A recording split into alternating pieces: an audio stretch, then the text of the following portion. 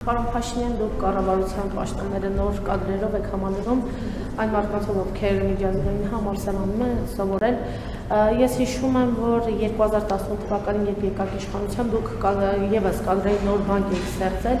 եկան մարդիկ, աշխատեցին, դրանցից հիշում եմ օրինակ ամենավառ օրինակը Տաթևիկ Ռևազյանն էր, որը որոշ ժամանակ աշխատեց, Հայաստանը գցեց Եվրամիության ավիացիոն սև ցուցակում, ամուսնացավ եւ հեռացավ։ Ճիշտ է, մենք վիճակագրություն չունենք, ես ուզում եմ իմանալ, օրինակ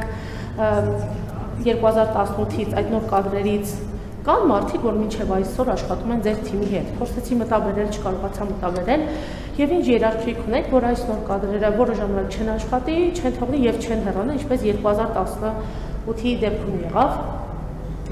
Երկրորդ հարցը, պարոն Փաշինյան, դատական համակարգին է վերաբերում։ Դուք այստեղ հայտարարել եք մի քանի անգամ, որ դատական համակարգի ձեր դժգոհությունն եք հայտնել, ասել եք կողմնապատված դատական համակարգ է, դրան զուգահեռ տեսնում ենք այլ իրավիճակ, երբ ձեր ստատուսից նախընտրական շրջանում ձեր հայտարարություններից հետո ընդդիմադիր գործիչներ, այդ թվում Սամվել Կարապետյանը, Գագիկ Ծառուկյանը, Անդրանիկ Թեբանյանը ձերբակալվեցին, ապա կալանավորվեցին։ Հիմա հարց, դուք ինչու եք դժգոհ դատական համակարգից եւ դատավորներից։ Ձեր որ ասածը դատական համակարգը դատավորները չեն լսել եւ չեն արել։ Եվ վերջին հարցը Վարդաշենի հետ կապված, ես ճիշտ է մեկ անգամ այստեղ այդ հարցը ձեզ տվել եմ, սակայն նրանց համար, նրանց սրտին հաճո այսպես պատասխան չեք տվել, այսօր կրկին նրանք ակցիա են անում, մեծ տեսկրթուկ եղավ ոստիկանների հետ, վերման ենթարկել եւ այլն, մարդիկ ասում են մոտ 8 միլիոն դրամ են տալիս, մենք Հայաստանի որ մասում 7 միլիոն դրամ են տալիս, ասում են Հայաստանի որ մասում մենք կարող ենք 7 միլիոն դրամով տուն գնել, եւ եթե մենք Երևանում ենք տարիներով ապրել, ինչու պետք է գնանք մարզում ապրենք։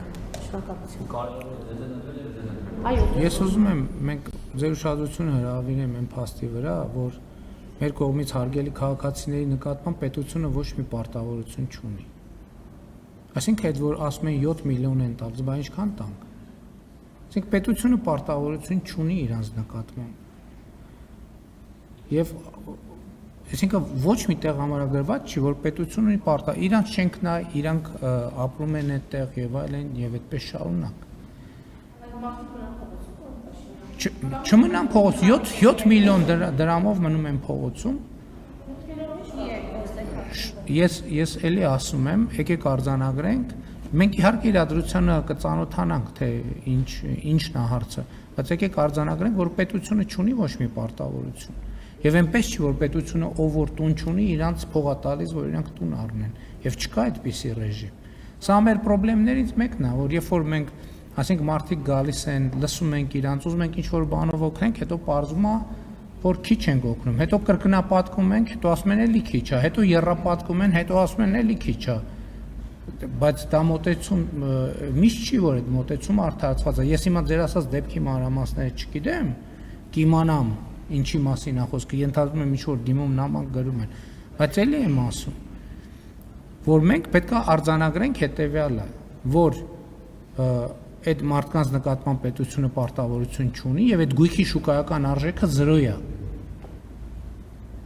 Մենք դրա դիմաց առաջարկում ենք 7 միլիոն դրամ։ Այո, հանրապետությունում կան տեղեր, որտեղ կարելի է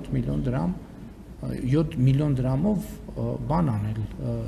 գույք ձեռք բերել կամ կեցություն ապահովել։ Ինչ վերաբերում, բայց էլ եմ ասում, կոնկրետ իրադրությունը, քանի որ մանրամասներով չգիտեմ, ես սա որպես շրջանակային պատասխան եմ ասում։ Դատավորների հետ կապված, այսինքն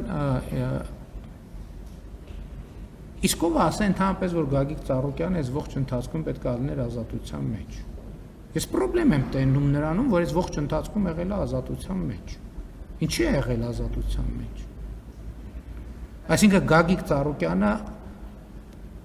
կամ էլի մարդիկ, ես խնդրեմ եմ տեսնում, որ իրենք 8 տարի եղել են ազատության մեջ։ Ու այդ իրանց ազատության մեջ գնալու պատասխանատվությունը ժողովուրդը դնում է ինձ վրա։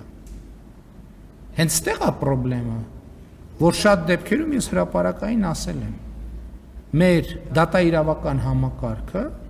շատ դեպքերում եւ շատ հաճախ ինքը, այսպես ասած, վերնախավերի հետաքրքրությունների արտահայտիչն է։ Բայց ստեղ կա ֆունդամենտալ մի հատ խնդրեմ։ Դա տենց է համադրական կարգավորումների բերումով։ Ես առաջիկայում այդ թեմային ավելի մանրամասն կանդրադառնամ։ Որովհետև հենց այդպես էլ նախագծված է համակարգը,